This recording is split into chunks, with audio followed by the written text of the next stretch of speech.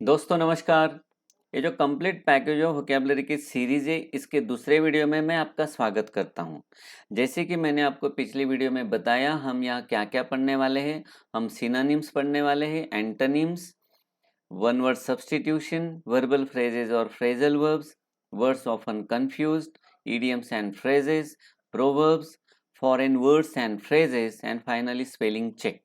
ये सब क्या होता है, इसका डेफिनेशन, इसका मीनिंग मैंने पहले वीडियो में आपको बता दिया है। जिन्होंने अब तक मेरा पहला वीडियो देखा नहीं होगा, मैं दरख्वास्त करता हूँ कि कृपया देख लें। चलो देखते हैं आज सिनोनिम्स में कौन सा वर्ड मैं लाया हूँ। जो इम्पोर्टेंट वर्ड मैं लाया हूँ वो है एबनॉर्मल। एबनॉर्मल का हिंदी का मतलब होता है असाधारण या प्रतिकूल। मराठी में भी करीब करीब यही वर्ड्स यूज किए जाते हैं। तो सिनोनिम्स मतलब सिमिलर मीनिंग। एबनॉर्मल इस वर्ड के लिए इंग्लिश में और कौन से वर्ड्स होते हैं वो देखेंगे। सबसे पहला वर्ड है एनोमैलस, दूसरा वर्ड है पिक्यूलियर और तीसरा वर्ड है डिफरेंट। देखिए दोस्तों, ये वर्ड हमने कहीं पढ़े होंगे और इनका मतलब या तो हमें मालूम नहीं होगा या हमने इसका कुछ मीनिंग कुछ और ही गेस किया होगा। तो ये बिल्कुल गलत बात होती है जब हमने मन से मीनिंग गेस करते हैं। इसका प्रॉपर मीनिंग हमें पता होना चाहिए। एनामेलस, पिक्यूलियर, डिफरेंट, इसका मतलब असाधारण, प्रतिकूल भी होता है, ये हमें याद रखना है। अगला वर्ड है एंटोनिम्स। एंटोनिम्स में मैं लाया हूँ एबंडेंस। ए नाउन फॉर्म है, इसका मतलब होता है अधिक्य। अधिक्य मतलब कोई चीज हमारे पास प्रमाण से अधिक होती है, उसे एबंडेंस कहते हैं।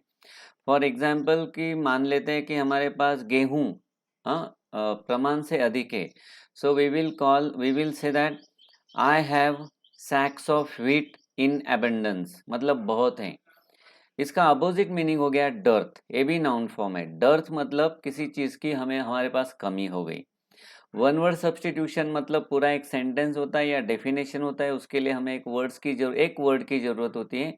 जो वर्ड हमें पता होना चाहिए या फिर उस वर्ड की हमें डेफिनेशन पता होनी चाहिए। जैसे कि यहाँ पे मैंने डेफिनेशन दिया है, the study of the function of the body. इसका जो वर्ड आएगा वो होगा फिजियोलॉजी। मतलब अगर आपको ये पूछा जाए कि फिजियोलॉजी मतलब क्या, उस वक्त आपके पास आंसर होगा the study of the functions of body.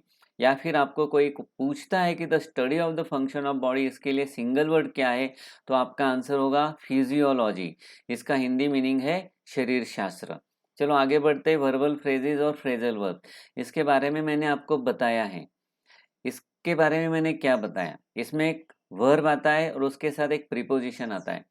वैसे तो वर्ब का मतलब हमें पता होता है, लेकिन उसके साथ जब कोई प्रीपोजिशन आता है तो कुछ अलग ही मीनिंग हो जाता है, और वो अलग मीनिंग हमें बहुत परेशान करता है। ये वर्ड परेशान जरूर करता है, लेकिन इसके साथ साथ इसकी ये खूबी है कि अगर आपकी लैंग्वेज आपको बहुत स्टैंडर्ड, बहुत अच्छी बनानी है, तो इसके लिए वर्बल फ्रेजेस या फ्रेजल वर्ब्स बहुत काम में आते हैं। जब आप कोई अच्छा बुक पढ़ते हैं तो उसमें आप देखेंगे कि ज़्यादा से ज़्यादा वर्बल फ्रेजेस यूज़ की होती है। यहाँ पे पहला वर्ड है एड अप। एड अप मतलब एडिशन। एडिशन आपको पता है, मिलान करना का योग करना। दूसरा वर्ड लाया हूँ अलाउ फॉर। देखिए, अलाउ का मतलब आपको पता है परमिशन, लेकिन उसके साथ अगर फॉर आ गया तो मीनिंग क्या हो जाता है, देखो, ध्यान में लेना, अटेंशन देना। उसी तरह से अलाउ का और एक वर्ड है अलाउ ऑफ। अलाउ ऑफ, देखिए यहाँ भी परमिशन वाला वर्ड आ गया, लेकिन साथ में ऑफ आने से कैसे मीनिंग बदलता है, देखो, गुंजाइश रखना। So we should allow of a space to talk again, मतलब फिर से हमारी बात होगी, इसके लिए हमने गुंजाइश रखना चाहिए, इतना भी झगड़ा नहीं करना चाहिए। ध्यान में लेना, ध्यान में लेना या एडअप। इसी तरह से हमने इसका मीनिंग देखा, समझ लिया, आप आसानी से इसका सेंटेंस में यूज कर सकते हो। वर्ड्स ऑफन कंफ्यूज, इसमें कुछ वर्ड्स होते हैं जो सिमिलर दिखते हैं, उसमें स्पेलिंग थोड़ा थोड़ा सिमिलर दिखता है, लेकिन उसमें एक डिफरेंस होता है। उसके उच्चारण में, मतलब प्रोनाउंसिएशन में डिफरेंट होता है, और नेचुरली मीनिंग में भी डिफरेंट हो जाता है। लेकिन जब अलग अलग सामने आते हैं तो हम कंफ्यूज हो जाते हैं, इसलिए पढ़ना बहुत जरूरी है। पहला वर्ड है एडेप्ट। एडेप्ट मतलब अनुकूल बनाना, नया रूप देना। मतलब हम अगर कठिन परिस्थिति का सामना कर रहे हैं तो हम अपने आप को अनुकूल बनाना चाहिए उस परिस्थिति के लिए। मतलब we should adapt ourselves with the critical situation, with the difficult situation. अगला वर्ड है एडॉप्ट। एडॉप्ट मतलब गोद लेना या अपनाना। I have adopted one girl as my daughter, मतलब एक गर्ल को मैंने अडॉप्ट किया है, अपनी लड़की बनाया है। इसी तरह से अगला वर्ड है एडेप्ट। ये एक इम्पॉर्टेंट वर्ड है इस सीरीज में। एडेप्ट, एडॉप्ट, इसमें से कुछ तो आपने देखा होगा, लेकिन इसी सीरीज में एडेप्ट भी आता है। उसका मतलब होता है कुशल, निपुण या दक्ष। तो जो गर्ल मैंने अडॉप्ट की थी, जो मेरी डॉटर थी, वो किसी चीज में कुशल है, तो मैं कैसे बताऊंगा? My daughter is adept with the drawing, और my daughter is adept in drawing, मतलब ड्राइंग में वो कुशल है। आगे देखते हैं बच्चे लोग, इडियम्स एंड फ्रेजेस। एक इशारों इशारों में बात करने वाला एक्सप्रेशन होता है, जैसे कि eight the latest. Eight the latest मतलब अंतिम समय में। अंतिम समय में जैसे कि मैं ऐसा बोलना चाहता हूँ कि आखिरी समय में मुझे समझ में आया, so I understood it at the latest. या फिर अगला वर्ड है at the top of. At the top of का मतलब हो गया उच्चतम स्वर में, मतलब उसने उच्चतम स्वर में गाना गाया। He sang at the top of his voice, या उसने मुझे बहुत जोर से आवाज दिया, तो आप बोलोगे he called me at the top of his voice. ठीक है, आगे देखते हैं प्रोवर्ब्स। प्रोवर्ब्स मतलब कहावत। आज कौन सी कहावत पढ़ेंगे? देखो, गुड माइंड गुड फाइंड, मतलब आप भला तो जग भला। ये भी एक प्रकार का एक्सप्रेशन है जो हमारी लैंग्वेज को स्टैंडर्ड करता है। ये प्रोवर्ब हो गया, इडियोमेटिक एक्सप्रेशन हो गया, या फिर वर्बल फ्रेजेस हो गए। तीनों प्रकार बहुत बहुत इंपॉर्टेंट होते हैं लैंग्वेज एनरिचमेंट के लिए।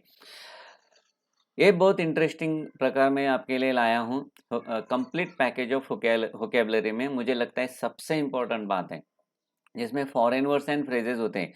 बहुत बार ये संवैधानिक लैंग्वेज में देखा जाता है, लेकिन बहुत इंटरेस्टिंग है, इसके बारे में हमें पता होना ही चाहिए। एब एंटिको। एब एंटिको का मतलब हो गया फ्रॉम द ओल्डन टाइम, मतलब प्राचीन काल से। इंटरेस्टिंग है ना? एब एंटिको, फ्रॉम द ओल्डन टाइम, प्राचीन काल से। चलो स्पेलिंग चेक करते हैं। बहुत बच्चे शिकायत करते हैं कि उनकी स्पेलिंग मिस्टेक होती है। बच्चे लोग, इसमें कुछ जादू नहीं है, इसमें सिर्फ मेहनत और आपके प्रयास की जरूरत है, प्रैक्टिस की जरूरत है। जैसे ही वर्ड सामने आता है बस उसके तरफ देखते रहो। जैसे कि ये वर्ड मैंने आपके लिए लाया है एक्सेलरेट, इसके तरफ देखते रहो। देखते हैं हम, 3 जगह पे ई आया है, एक जगह पे ए आया है, डबल सी आया है। जब हम कुछ सेकंड्स के लिए इस वर्ड्स की तरफ देखते रहते हैं तो ये हमारे ध्यान में आ जाता है, तुरंत पता चल जाता है कि हम क्या मिस्टेक करते थे।